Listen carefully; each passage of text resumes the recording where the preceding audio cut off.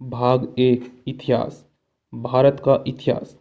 उत्तर में हिमालय से लेकर दक्षिण में समुद्र तक फैला यह उपमहाद्वीप भारतवर्ष के नाम से ज्ञात है, जिसे महाकाव्य तथा पुराणों में भारतवर्ष अर्थात भारत का देश तथा यहाँ के निवासियों को भारतीय अर्थात भारत की संतान कहा गया है।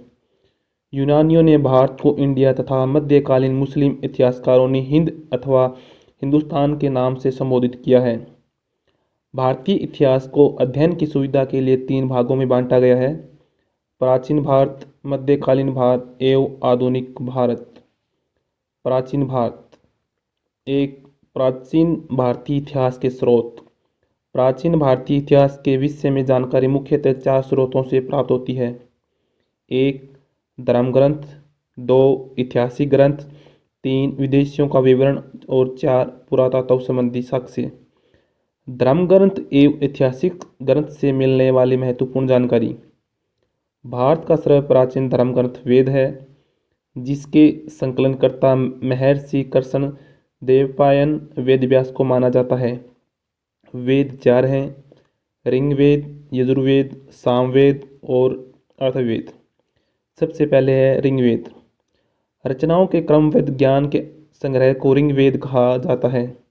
इसमें 10 मंडल, 1028 सूक्त एवं 10,462 रचनाएं हैं। इस वेद के रचनाओं के पढ़ने वाले ऋषि को होत्र कहते हैं।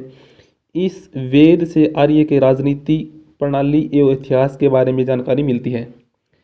विश्वामित्र द्वारा रचित ऋग्वेद के 3रे मंडल में सूर्य देवता सावित्री को समर्पित प्रसिद्ध गायत्री मंत्र है। इसके 9वें मंडल में देवता सोम का उल्लेख है। इसके 8वें मंडल की हस्तलिखित रचनाओं को खिल कहा जाता है। चातुर्वर्ण्य समाज की कल्पना का आदि स्रोत ऋग्वेद के 10वें मंडल में वर्णित पुरुष सूक्त है, जिसके अनुसार 4 वर्ण जैसे कि ब्राह्मण, क्षत्रिय, वैश्य तथा शूद्र आदि पुरुष ब्रह्मा के क्रम से मुख, भुजाओं, जंघाओं और चरणों से उत्पन्न हुए हैं। धर्मसूत्र 4 प्रमुख जातियों की स्थितियों, व्यवसायों, दायित्वों, कर्तव्यों तथा विशेष अधिकारों में स्पष्ट विभेद करता है।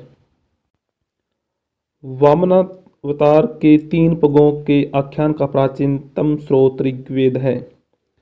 ऋग्वेद में इंद्र के लिए 250 तथा अग्नि के लिए 200 रचनाओं की रचना की गई है। प्राचीन इतिहास के साधन के रूप में वैदिक साहित्य में ऋग्वेद के बाद शतपथ ब्राह्मण का स्थान है। यजुर्वेद स्वर पाठ के लिए मंत्रों तथा बलि के समय अनुपालन के लिए नियमों का संकलन यजुर्वेद कहलाता है। इसके पाठकर्ता को अध्वर्य कहते हैं। यह एक ऐसा वेद है जो गद्य एवं पद्य दोनों में है।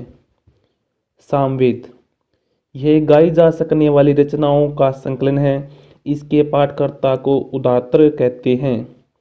इसे भारतीय संगीत का जनक कहा जाता है। इसके बाद में है अर्थवेद।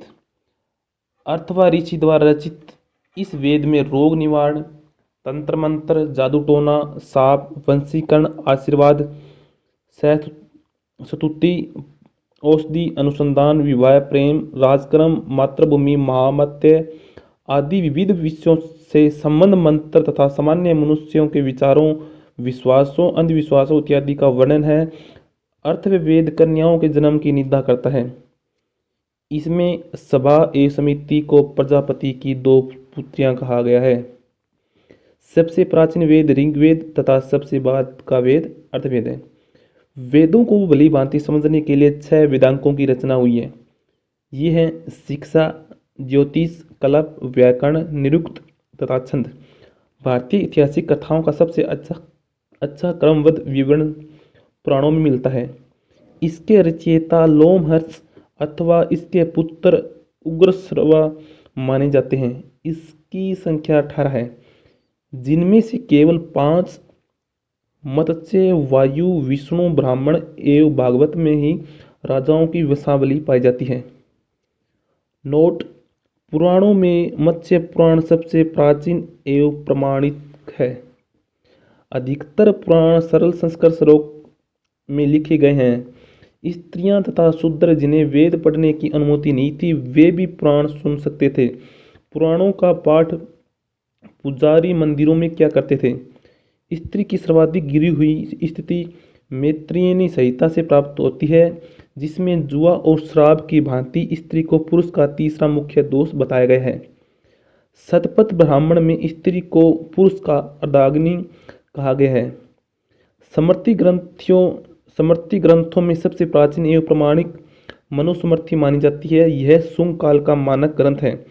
नारद स्मृति गुप्त युग के विषय में जानकारी प्रदान करता है।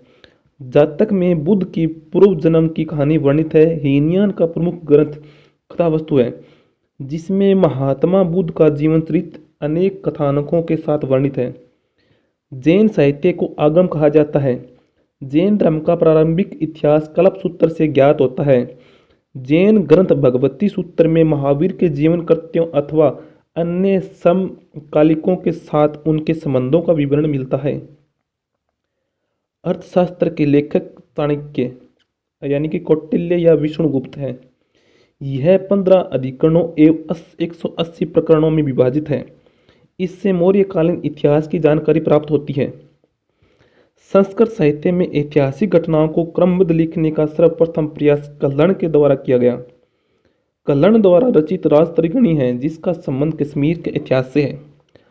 अरबों की सिंध विजय का वृत्तांत चंचनामा, इसके लेखक हैं अली अहमद, में सुरक्षित है।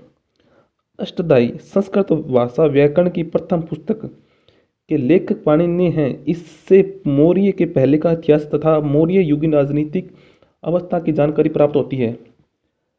कात्यायन की गार्गी संहिता एक ज्योतिष ग्रंथ है, फिर भी इसमें भारत पर होने वाले यवन आक्रमण का उल्लेख मिलता है। पंचली पुष्यमित्र शुंग के पुरोहित थे। इनके महाभाष्य से शुंगों के इतिहास का पता चलता है।